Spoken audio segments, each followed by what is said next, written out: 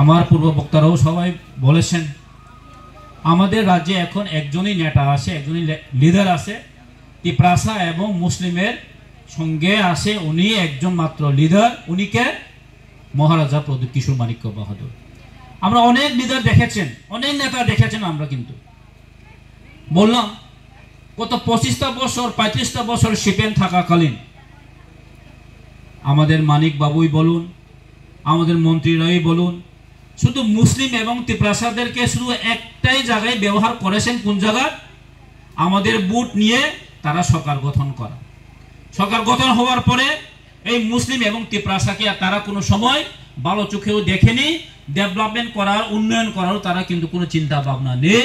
তার জন্যই আজকে আমরা আমাদের যে রিজনাল পার্টি তিপ্রামথা এবং তিপ্রামথার মাইনরিটি সেল আমাদের আজকে করতে বাধ্য হয়েছে, তাই না? তার জন্য আমরা করতে বাধ্য হয়েছে। যদি আমাদের সরকার যদি এটা যদি আমাদেরকে, আপনারাও আমাদের নিজের লোক যদি মনে করতেন, তাহলে আজকে আমরা মুসলিম এবং তিপ্রাসারা জঙ্গলে এরকম রাস্তাতে আজকে ভুগতে হয়তো নয়। এটা পিস হয়ে যায়। তাইলে এই রাস্তা কেন আজকে এই কাঁচা রাস্তা আছে কেন? এটা আজকে মুসলিমরা এখানে বসবাস করেছে। মুসলিমদের উন্নতি দরকার নেই। আজকে এটা ওই বিশাল করে হয়, আজকে যদি দেয় বিশ্রামগঞ্জের ওই বাজারে হইলে কি হইতো? এটা পিস হইতো না, পিস হইতো না, এটা হলে পিস হইতো। কিন্তু আমরা তিপ্রাসারা আছে, মুসলিমরা, মুসলিম ভাই বোনেরা আছে দেখে পিছু হচ্ছে না, রাস্তাও ঠিকভাবে হবে না, জলও হবে না। সেই 25টা বছর এমনি আমাদেরকে ঠকিয়ে শুধু বুট আসলে বুট দিব, বুট শেষ হলে থাকবা বাড়িতে বসে, কোনো সুযোগ সুবিধা তো পাবেই না।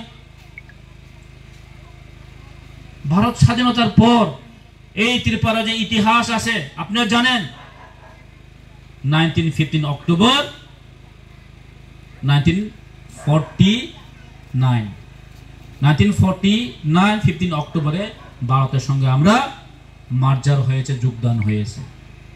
তখন রাজন্য কাল থেকে এই রাজ্যে মুসলিমের অবদান কোনো কম নেই, সেকেন্ড লার্জেস্ট আসলো। আজকে কি হয়েছে? মাইনরিটি।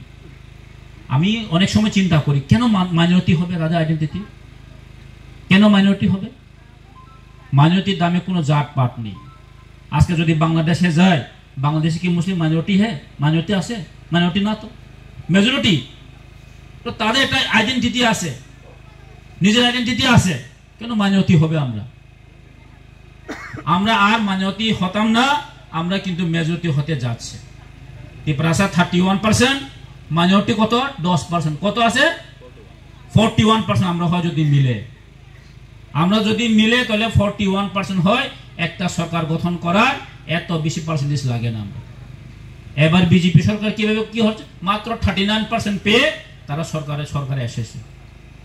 আমরা যদি 41% যদি ভোট পাই ত্রিপুরা, যাতে অনেক সেটা আমরা কিন্তু 51% না 60% আমরা কিন্তু শীতে জয়যুক্ত করতে পারি।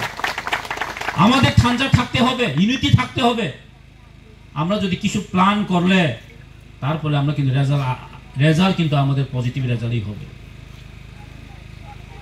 অঙ্ক করলে রেজাল্ট মিলতে লাগবো, এই অঙ্ক কিন্তু আমরা রেজাল্ট আগামী দিন আপনারা দেখবেন বেশি দূর নয়, এই রেজাল্ট যথেষ্ট পজিটিভ আছে। এটাই একমাত্র আমাদের মহারাজা প্রদীপ কিশোর মাণিক্য বাহাদুরের নেতৃত্বে একমাত্র সম্ভব, না হলে আর কোনোদিন এটা সম্ভব হবে না। শাহ আলম বাবু বলেছেন, যে সময় মুসলিমদের উপর আঘাত হয়, যে সময় মুসলিমের প্রতি যখন কিছু কি বলবেন এটা একটা কিছু হয়, আমাদের মহারাজ সব সময় উনি প্রথম আসে যে ফেসবুক লাইভে আমি আসে, কমপক্ষে বাকিরা থাকুক না থাকুক, আমি প্রদীপ কিশোর মাণিক্য বাহাদুর আছে, মুসলিমদের উপর কোনোদিনও অত্যাচার আমি সহ্য করবেন না, একমাত্র উনিই বলেন। তাহলে আমরা কেন থাকবো না ওনার সঙ্গে?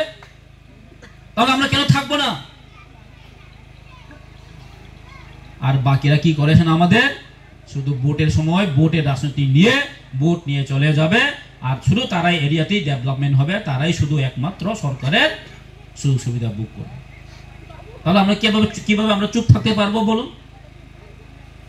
আমরা তো রক্ত আছে, আমাদের তো রক্ত আছে, আমাদেরও বাচ্চা, আমাদেরও জেনারেশন আছে, আমাদের ফিউচার আছে, আমাদের ভবিষ্যৎ আছে। এই ভবিষ্যৎ প্রজন্মকে আমরা কোথায় নিয়ে যাবেন, আমাদের আজকে ভাবতে লাগবে। আমাদের আজকে ভাবতে হবে যে আমাদের ফিউচার জেনারেশনকে আমরা কোথায় নিয়ে যাব। আজকে যদি না ভাবে, আজকে যদি চিন্তা না করে, তাহলে আর কোনোদিন হবে না। আমাদের বাচ্চা ছেলে মেয়েদেরকে আমাদের ভালো স্কুলে পড়াতে হবে, ভালো উচ্চশিক্ষায় আমরা নিয়ে যেতে হবে, তাহলে না আমাদের ডেভেলপমেন্ট হবে, আমাদের উন্নয়ন হবে। তো আজকে আমরা কেন পিছিয়ে আসে? আমরা থানচা নেই, আমরা থানচা নেই, তার জন্যই হয়। ওই শাহবাবু বলেছেন বক্সনগরের মতো আমরা এরিয়াতে কিন্তু মুসলিমদের জন্যই, মুসলিমরাই কাকে হারাইবো কাকে জেতাইবো কিন্তু ডিসিশন নিলে কিন্তু করাতে পারত।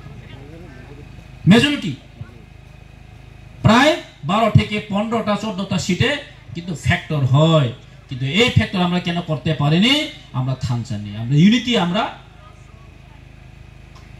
একতা নেই। যদি একতা হয়, এই 10% মুসলিমের সারা ত্রিপুরাকে অনেক জায়গাতে কাকে জিতাইবো কাকে হারাইবো কিন্তু ডিসিশন নিতে পারে।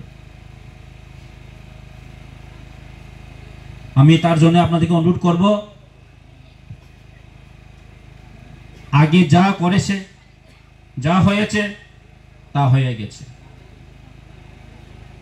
গত উনি তো বলেছেনই, আমরা আগে কার লোক এসেছিলাম? আমরা আগে কার লোক এসেছিলাম? মার্ক্সবাদী কমিউনিস্ট পার্টির সঙ্গে আমরা ছিলাম। আমরা সুযোগ দিয়েছি ওনাদেরকে, 30-35টা বছর সুযোগ দিয়েছি, কিন্তু আমাদের কোনো উন্নয়ন করতেই পারেনি তারা। উন্নয়ন তো হয় সারা ত্রিপুরাতে, কিন্তু উন্নয়ন হয়, কিন্তু যেখানে যেখানে ত্রিপুরাসারা আছে, মুসলিমরা আছে, সেখানে কিন্তু উন্নয়ন হয় না।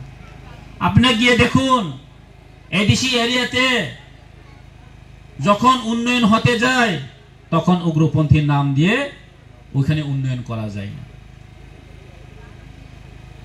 এখন মনে করেন আগরতলা শহরে তো সবসময় বিদ্যুৎ থাকে, কিন্তু গ্রামে যখন ঢুকবেন, মুসলিম এরিয়াতে যখন ঢুকবেন, ত্রিপুরাসীরা যখন ঢুকবেন, তখনই কিন্তু বোঝা যায় এটা কিন্তু ত্রিপুরাসার এরিয়া, একদম মুসলিম এরিয়া। রাস্তা নাই, কারেন্ট নেই, জল নেই, বোঝা যায় কিন্তু দেখলেই বোঝা যায়। তো এটা বৈষম্য না? এটা সম্পূর্ণ বৈষম্য।